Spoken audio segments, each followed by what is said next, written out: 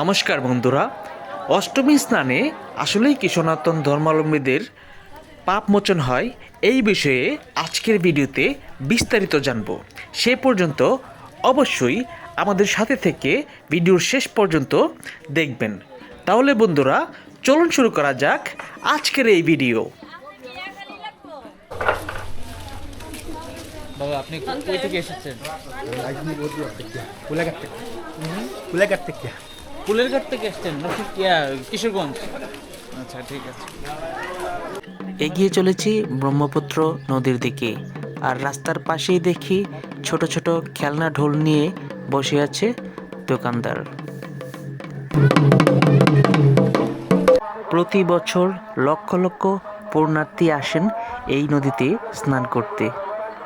চৈত্র মাসের শুক্লপক্ষের অষ্টমী তিথিতে এই স্নান করলে সারা বছরের পাপ মোচন হয়, এমনটাই বিশ্বাস করেন সনাতন ধর্মাবলম্বীরা। অষ্টমী স্নানের মাহাত্ম্য ও ইতিহাস সম্পর্কে অনেকেরই অজানা, তাই আজকের ভিডিওতে আমি স্টেপ বাই স্টেপ বিস্তারিত বর্ণনা করব। হাজার হাজার পুণ্যার্থীদের মধ্যে আমি কয়েকজনকে জিজ্ঞেস করেছিলাম এই বিষয়ে বিস্তারিত বলার জন্যে, কিন্তু আসলে তাদের রেসপন্স দেখে আমি হতবাক। কথা না বাড়িয়ে চলুন দেখা যাক ওনারা কি বলেন। বলেন। এই নদীতে কেন স্নান করা হয়? এই তো আমাদের কোনো ইয়ের জন্য আর কি, জানে যাতে হয় আমাদের উপকার হয় বা দর্শকের উপকার হয়, এর জন্য এটা। ভগবান মাফ করুক, এই উত্তর শুনে আমি আসলেই হতাশ। পোশাক আশাক দেখে মনে হলো এই মায়ের কাছে জিজ্ঞেস করলে আমি সঠিক উত্তরটা পাবো। তাহলে চলুন মাতাজিকে জিজ্ঞেস করি। মানে আজকের এই তীর্থস্থান নিয়ে আপনি কিছু বলেন। আসলে এই মঠকলার আমাদের যে ঐতিহ্যবাহী, এটা মানে কি আপনি একটু বলেন।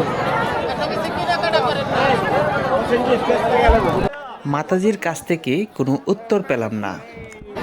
চৈত্র মাসের শুক্লপক্ষের অষ্টমী তিথিতে আমরা আজকে ব্রহ্মপুত্র নদীর তীরে স্নান করতে এসেছি। আমাদের সকল পাপ আজকে মুছে যাবে।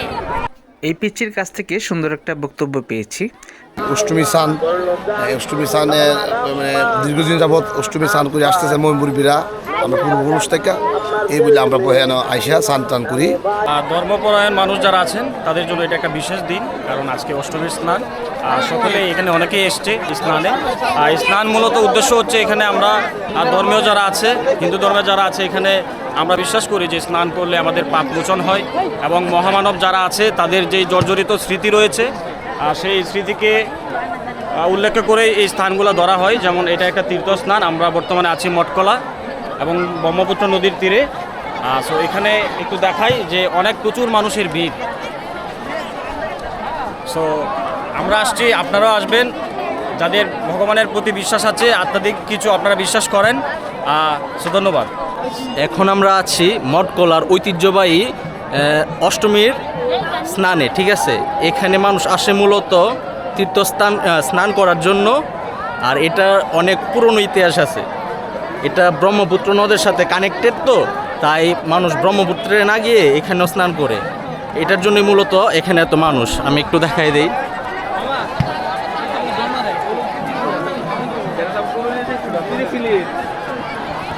এখানে প্রতি বছর হাজার হাজার লাখ লাখ দর্শক না তীর্থযাত্রী আসে। ইতিহাস ঘাটলে দেখা যায় ত্রেতা যুগে একজন ঋষি ছিলেন, যে ঋষির নাম ছিল জমদগ্নি, এবং তার স্ত্রী ছিলেন রেণুকা। রেণুকা ছিলেন অত্যন্ত সতী ও পতিব্রতা নারী। প্রতিদিনের মতো একদিন তিনি নদীতে স্নান ও স্বামীর যজ্ঞের জল আনতে নদীতে গিয়েছিলেন। সেখানে তিনি চিত্ররথ নামের এক গন্ধর্ব রাজাকে অপ্সরাদের সঙ্গে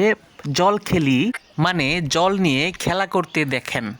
সেই দৃশ্য দেখে রেণুকা মুহূর্তের জন্যে বিমোহিত হয়ে পড়েন এবং তার মনে কামনার উদয় হয়।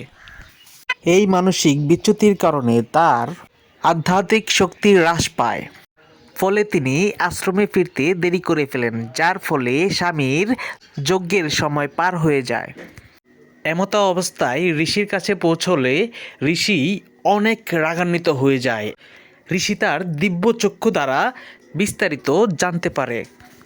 সাথে সাথে ঋষি তার পুত্র পরশুরামকে আদেশ দেন তার মাতাকে হত্যা করতে, এবং নারায়ণের ষষ্ঠ অবতার পরশুরাম তার মাতাকে হত্যা করতে বাধ্য হন। সাথে সাথে পরশুরামের মাতৃহত্যার পাপ লেগে যায় এবং হাতের কুটুরটি আর হাত থেকে পড়ে না, যেই কারণে পরশুরাম বিভিন্ন ধর্মীয় স্থানে সেই পাপ থেকে মুক্তির জন্য ঘুরে বেড়ায়। পাপ মুক্তির পথ খুঁজতে খুঁজতে পরশুরাম একদিন ব্রহ্মপুত্র নদের হিমালয়ের মানস সরোবর অংশে পৌঁছান।